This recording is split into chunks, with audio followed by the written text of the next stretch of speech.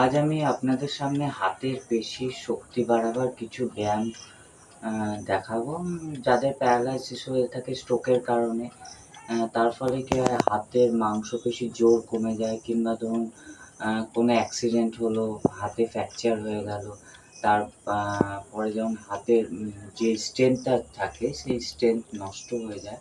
তা আমি 4-5টা এক্সারসাইজ দেখাবো যার মাধ্যমে আপনারা সেই শক্তিটা ফিরে পাবেন।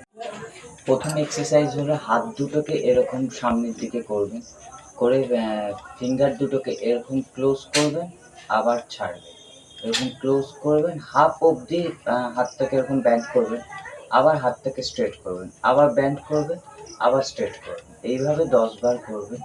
দ্বিতীয় এক্সারসাইজ হলো, এখানে আমি একটা ডিভাইস ইউজ করেছি, ঠিক আছে?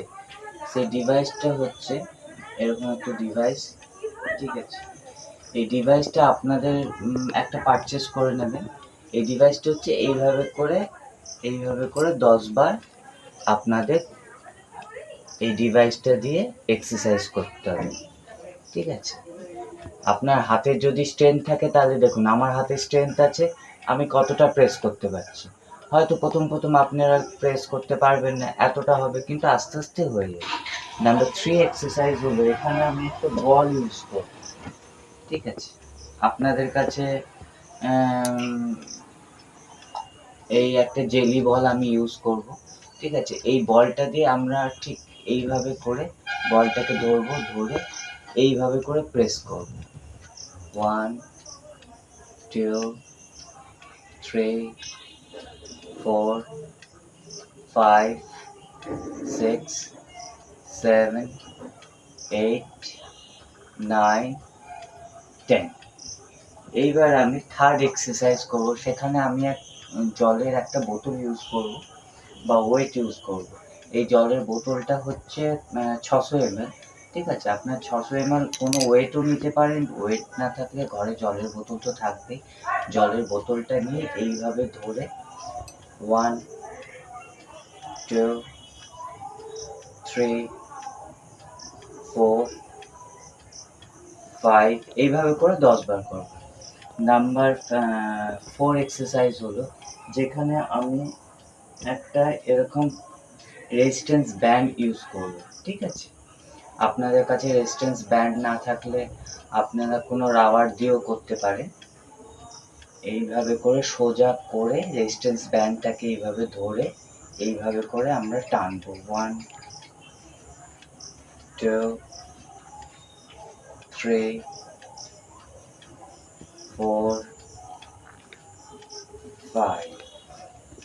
এইবার লাস্ট এক্সারসাইজ আমি দেখাবো, যেখানে আমি সেখানে আবার একটা লুপ বা রেজিস্ট্যান্স ব্যান্ড আমি ইউজ করব।